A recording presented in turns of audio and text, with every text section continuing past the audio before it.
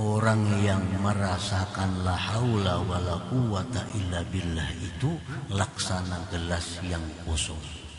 Nah, gelas kosong itulah yang siap untuk diisi dengan ilmu, dengan rahasia, dengan ma'rifat dari Allah Subhanahu wa ta'ala. Ya Allah ya, ya Allah ya, ya Allah bihusnil khatimah. Hikmah yang ke-126 dari Al-Hikam, berkata pengarang Imam Ahmad Ibnu Athaillah As-Sakandari rahimahullah, ma tuliba laka syai'un mithlul ittirar wala asra'a bil mawahibi ilaika mithlu zillati wal iftiqar. Artinya, tidaklah dituntut bagi engkau sesuatu seperti ittirar, dan tidaklah yang menyegerakan dengan pemberian-pemberian kepada engkau oleh seumpama kehinaan dan keberhajatan. Itulah terjemahnya yang ke-126 ini. Para muhibbin rahimakumullah, maksudnya adalah ma talabal maula ta'ala minka ayyuhal abdu ajalla minal ittirar. Tidaklah menuntut Tuhan engkau daripada engkau wahai hamba yang lebih besar daripada al-ittirar. Allah Subhanahu wa ta'ala menuntut kita, memerintahkan kepada kita dengan berbagai macam perintah. Baik perintah itu sifatnya zahir atau perintah itu sifatnya batin. Banyak perintah Allah. Namun dari sekian banyaknya perintah Allah kepada kita itu, yang paling besar dituntut Allah kepada kita adalah agar kita bersifat dengan sifat ittirar. Wal ittirarul matlub an la yatawahhama al-'abdu min nafsihi syai'an min al-hawli wal quwwah ولا يرى لنفسه سببا من الأسباب يعتمد عليه ولا يرى لغياثه إلا مولاه ولا يرى لنجاته من هلكته أحدا سواه. Ittirar yang dituntut kepada kita itu adalah bahwa tidak menyangka seorang hamba daripada dirinya, apalagi meyakini. Tidak menyangka. Waham itu paling lemah perkiraan, paling lemah sangkaan itu waham. Kalau lebih kuat lagi zan. Zan itu sangkaan yang sudah kuat. Di atas zan lagi ada yakin. Nah, jadi artinya bahwasanya tidak menyangka, selemah-lemah sangka. Tidak menyangka seorang hamba daripada dirinya itu ada sesuatu keberdayaan dan kekuatan. Dan dia tidak melihat dirinya itu ada sebab yang dia bisa berpegang atas sebab. Dan dia tidak melihat untuk menolong dia itu kecuali Tuhannya. Dan dia tidak melihat bagi keselamatannya dari kebinasaannya akan seseorang selain Allah Subhanahu wa ta'ala.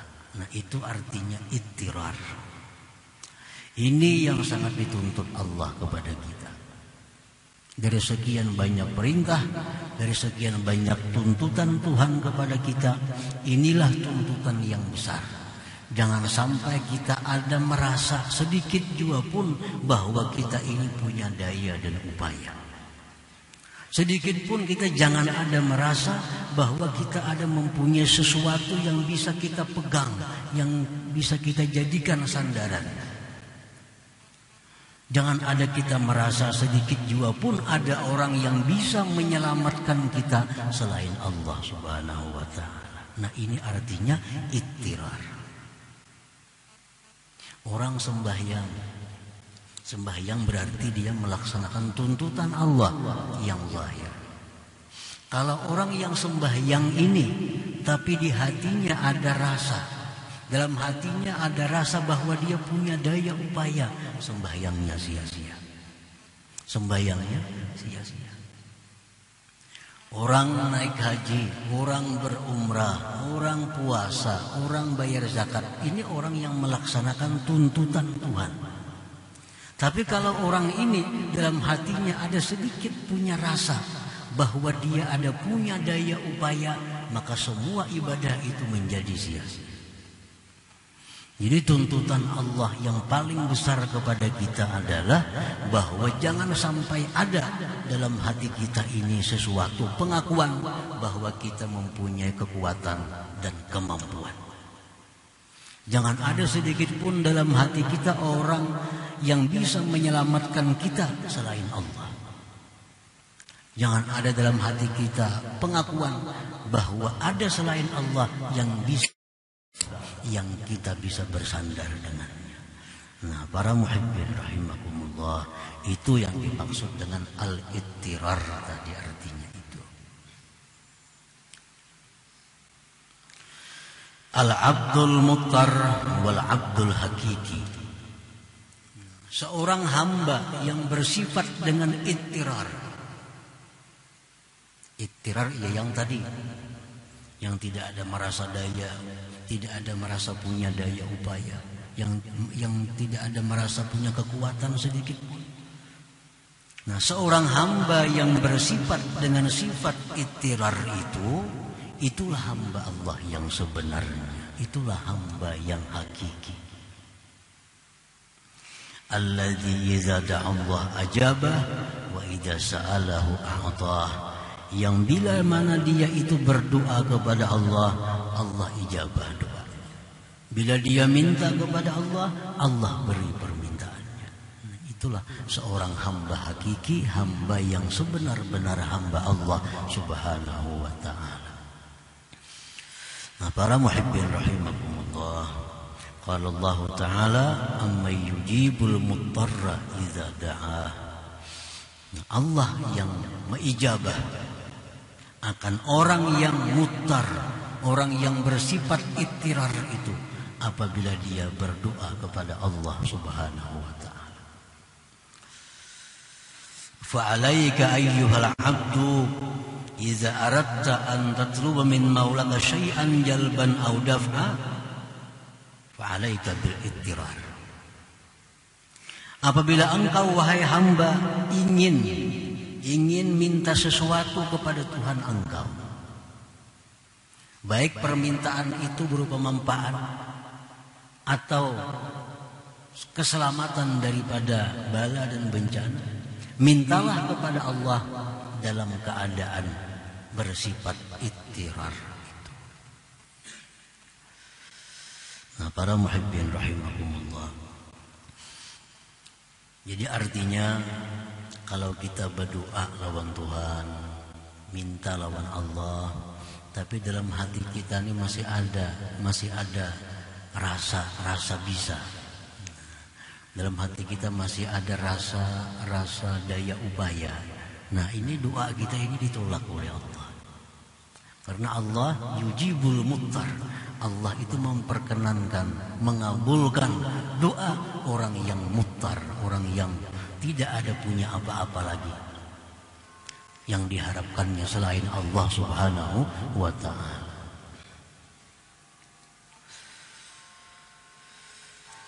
Para muhibbin rahimakumullah, Al-ittirar akhassu awsafil ubudiyah. Ittirar itu paling khusus sifat-sifat kehambaan. Kan sifat kehambaan ini banyak. Seperti tawadhu, itu sifat kehambaan. Khusyuk, khudu, tadarruk, itu sifat-sifat kehambaan. Nah, ittirar ini lebih khusus daripada itu. Lebih khusus daripada tawadhu, lebih khusus daripada tadarruk. Ittirar. Ittirar orang yang sudah tidak merasakan punya apa-apa. Nah, ini ittirar. Orang yang benar-benar merasakan la haula wala quwata illa billah. Itu ittirar.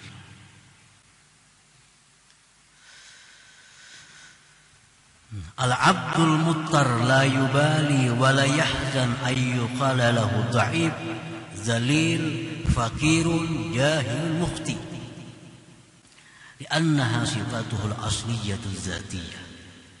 Seorang hamba yang bersifat dengan sifat ittirar,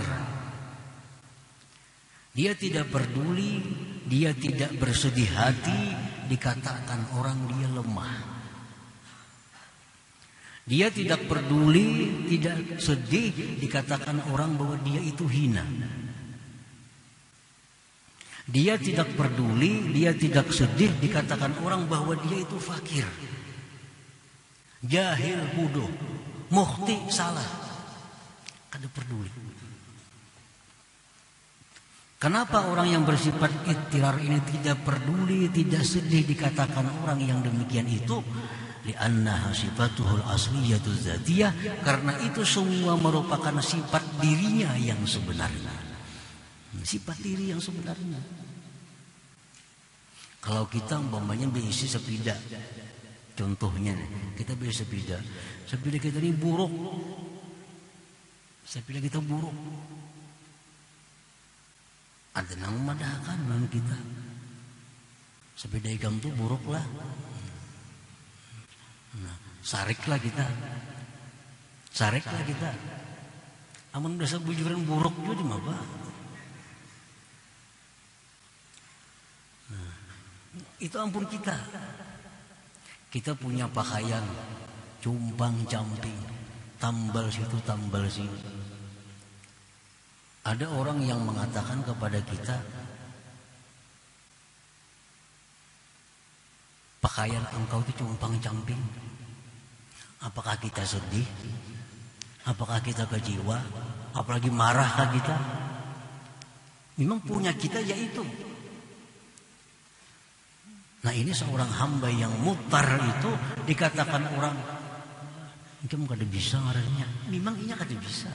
Memang kada bisa. Ikam salah, memang inya selalu salah. Itu sifat dirinya yang asli memang demikian.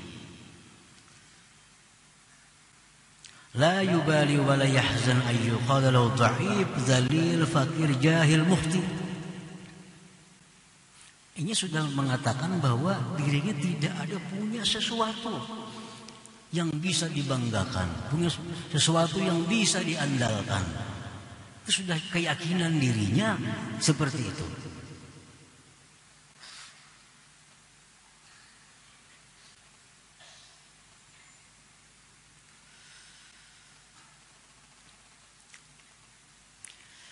وإذا قيل له قوي عزيز غني عالم شديد فوضها إلى الله تعالى لأنها من صفاته العالية ولا يفرح بها.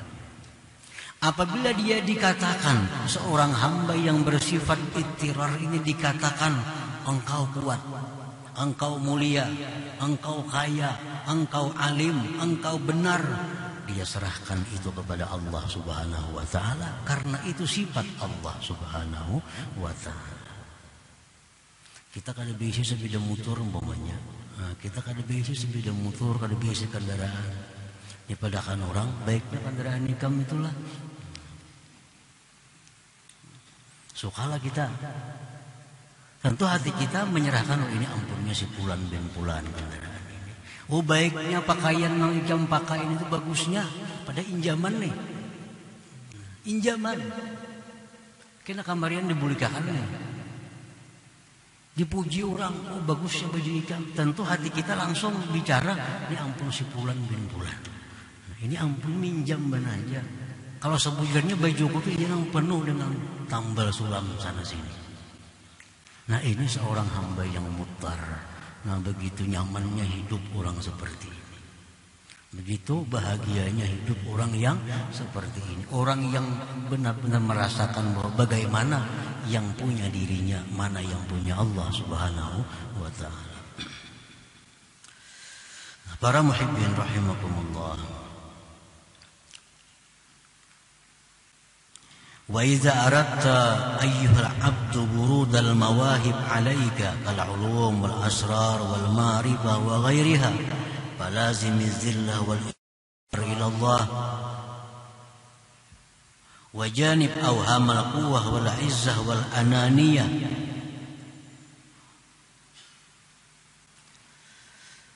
Apabila engkau wahai seorang hamba menghendaki datangnya mawahib dari Allah kepada engkau. Kalau kita nih menghendaki diberi Allah ilmu, ma'rifat, apalagi asrar, apalagi mustajabah. Kalau kita hendak mendapatkan itu semua dari Allah, maka janganlah engkau berpisah dengan sifat diri engkau yang sebenarnya, yaitu kehinaan dan keberhajatan kepada Allah Subhanahu wa ta'ala. Jangan dipisahi sifat itu, karena itulah yang punya kita. Dan jauhilah sangka-sangka kuat. Sangka kuat. Jauhilah sangka bahwa kita ini kuat. Aku ini kuat, hilangkan sangka seperti itu.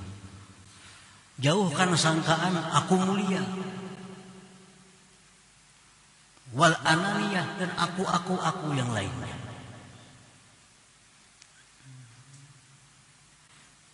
Nah, bila kita mampu menjauhi sangka, menyangka diri ini bisa, menyangka diri ini pintar, menyangka diri ini suci, nah, bila kita masih dipenuhi dengan sangkaan-sangkaan itu, kita akan bisa dapat ilmu dari Allah Subhanahu wa ta'ala. Paling dapat ilmu dari kitab, paling dapat ilmu dari guru. Tapi kada bisa dapat ilmu yang langsung dari Allah Subhanahu wa ta'ala, yang itu merupakan dasar untuk ma'rifat kepada Allah Subhanahu wa ta'ala. Kenapa hati kita penuh dengan hal-hal macam itu?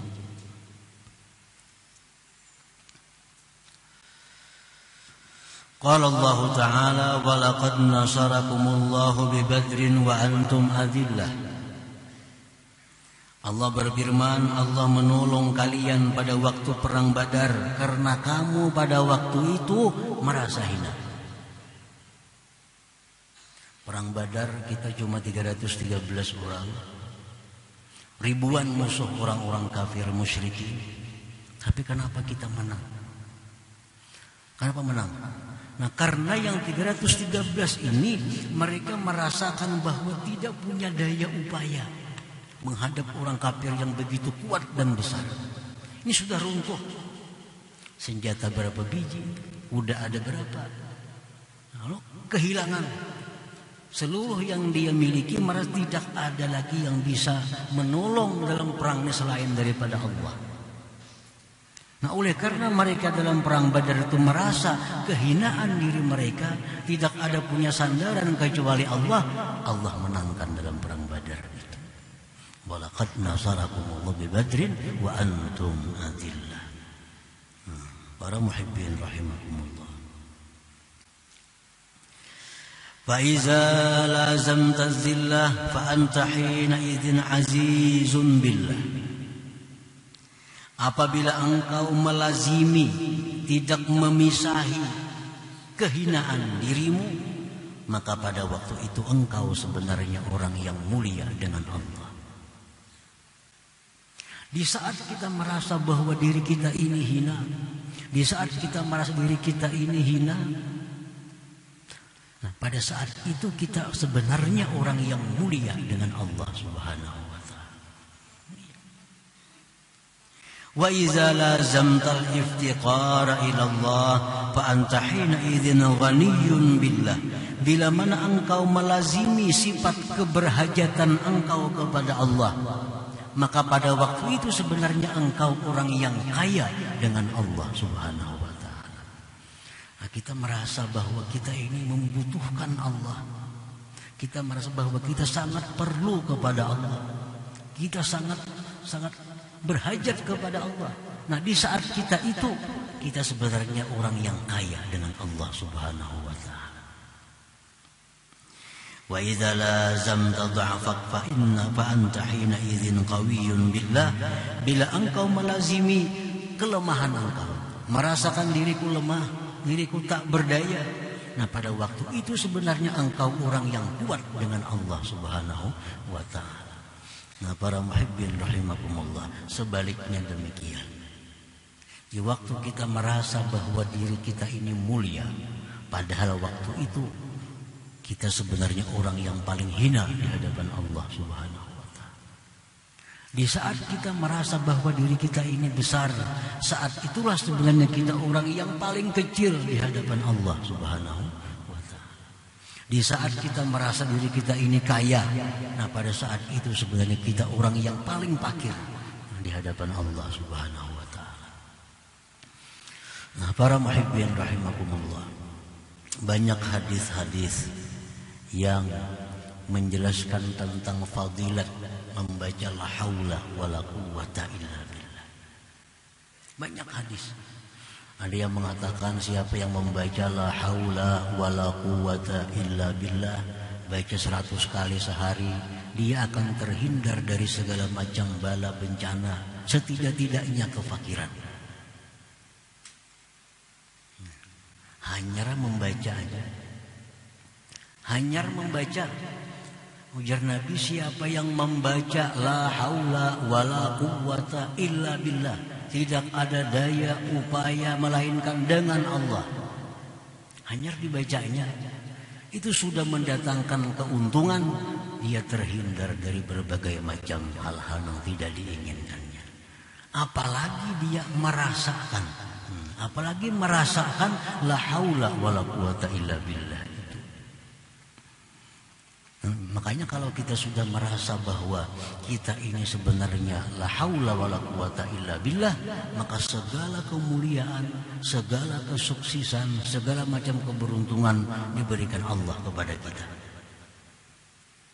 Karena orang yang merasakan la haula wala quwata illa billah itu laksana gelas yang kosong.